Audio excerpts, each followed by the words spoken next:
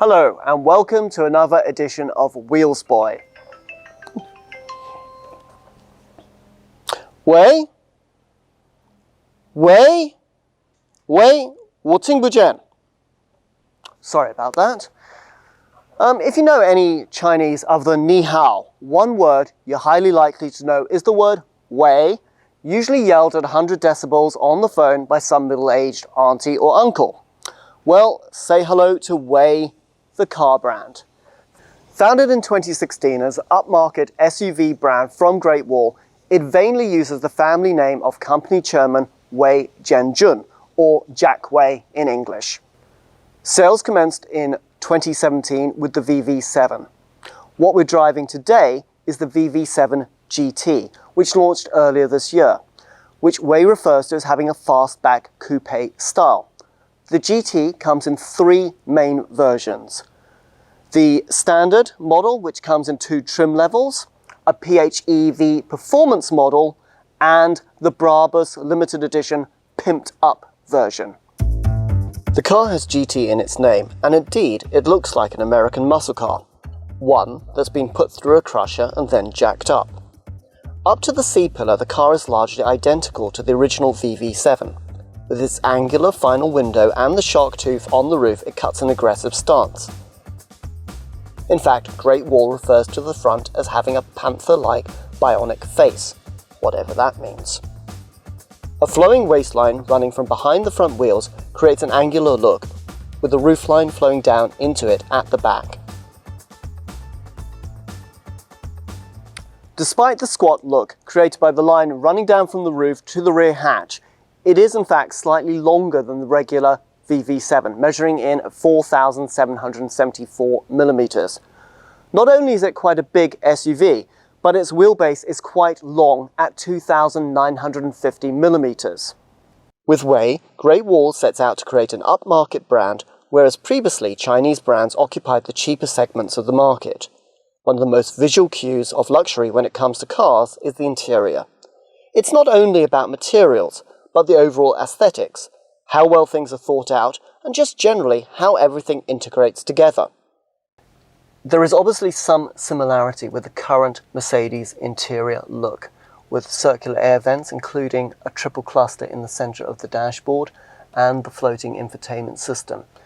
The air vents look quite retro-styled, as if they should be in a car from the 70s or 80s. While the material standards aren't quite as bad as that vintage, they certainly don't meet contemporary luxury standards. Our car is in the top of the range ultimate trim.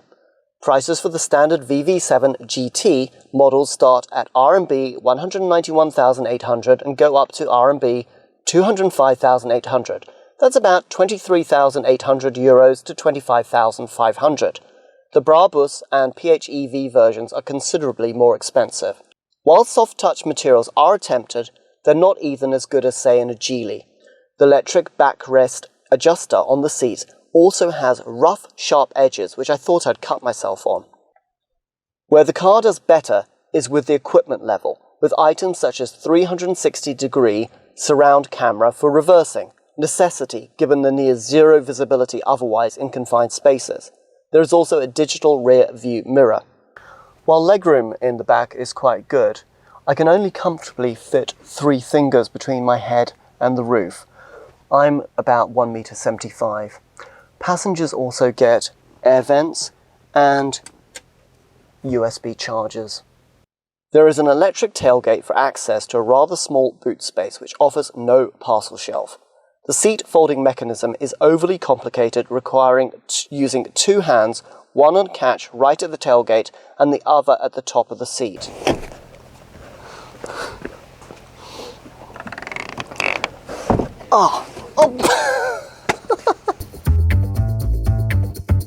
Core to the powertrain of all versions of the VV7 is the combination of a 2-litre turbo unit and 7-speed dual-clutch gearbox.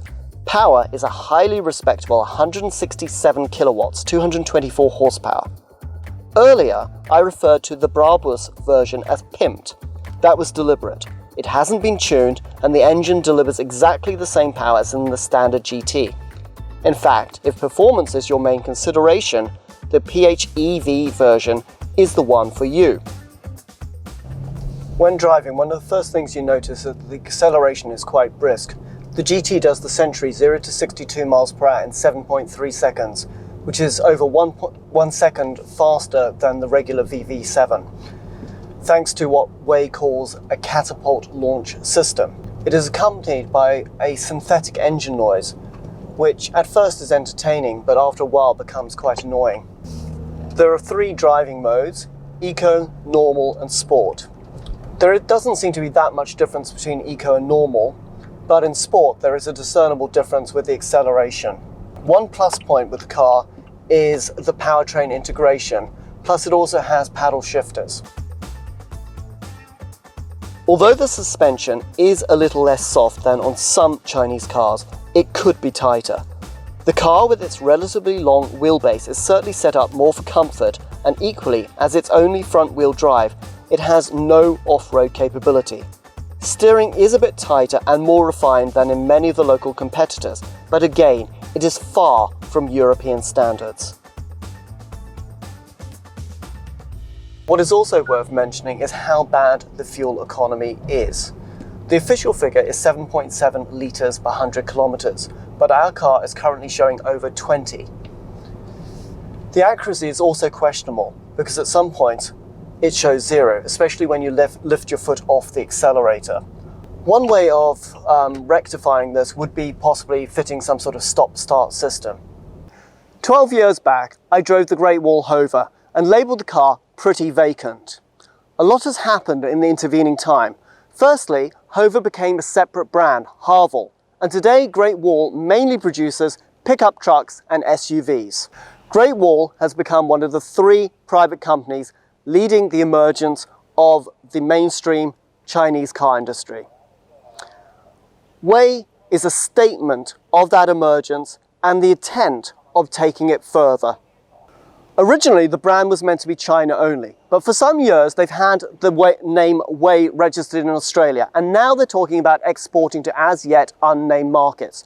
The problem is, while they've come a long way, there is still a long way to go. This car, despite having some nice features and being quite entertaining to drive, is simply not a competitor for premium brands. It's more of a competitor for, say, Ford or Volkswagen. Thank you for watching, and see you next time on Wheels Boy.